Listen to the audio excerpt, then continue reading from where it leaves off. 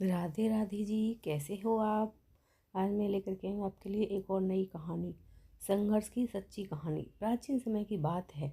एक शहर में एक व्यक्ति रहता था जिसका नाम चिराग था। वह अपनी पत्नी और दो लड़का और दो लड़की के साथ रहता था और वह किसी छोटे मोटे प्लांट में काम किया करता था। चिराग और उसकी पत्नी खुशी खुशी अपना जीवन व्यतीत कर रहे थे। समय का चक्र बीत रहा था और उनके लड़का लड़की बड़े होते जा रहे थे। जब उसकी बड़ी बेटी कक्षा 5 में पढ़ रही थी, तभी एक दिन स्कूल की छुट्टी के समय जब वह लड़की सीढ़ियों से नीचे उतर रही थी, तभी पीछे से किसी लड़की से धक्का लगने पर वह सीढ़ी से नीचे गिर गई, जिसके कारण उसके पैर में चोट आ गई।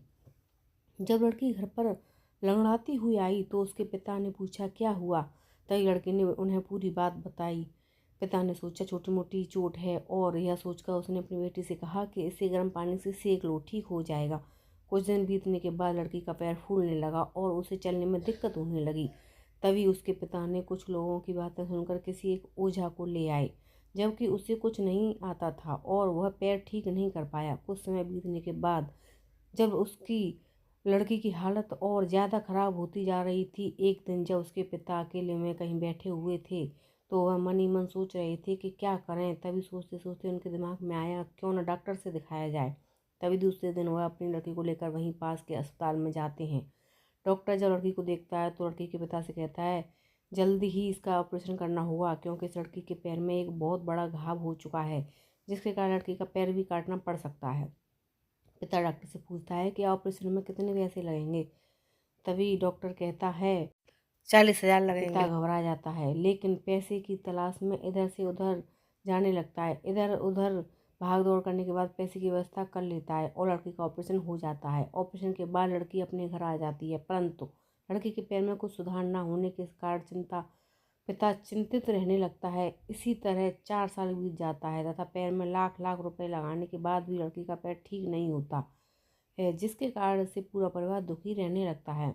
कुछ समय बीतने के बाद लड़की का विवाह हो गया और लड़की के जीवन में खुशहाली आ गई। पिता सोचता है अब सब कुछ ठीक हो गया है, संघर्षों का दौर खत्म हो गया।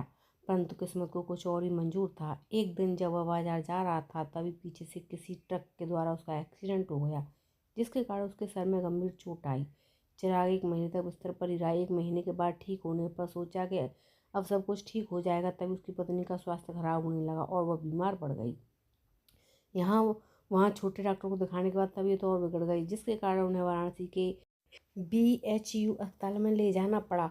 वहाँ जाकर पता चला कि उसकी पत्नी के पेट में गंभीर बीमारी हो गई है, परंतु चिराग को यह विश्वास था कि उसकी पत्नी ठीक हो जाएगी और चिराग इसी विश्वास के साथ अपनी पत्नी को हमेशा वाराणसी के अस्पताल में ले जाने लगा।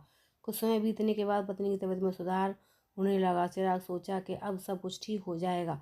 एक बार जब वह अपनी पत्नी को वाराणसी के अस्पताल में ले गया, डॉक्टर ने सभी रिपोर्टों को देखते हुए कहा सब कुछ ठीक है। चिराग बहुत खुश हुआ और वह अपनी पत्नी के साथ अपने शहर वापस आ गया। अगली सुबह सब कुछ ठीक था। चिराग का बड़ा और छोटा बेटा दोनों स्कूल चले गए और चिराग अपने काम पर चला गया।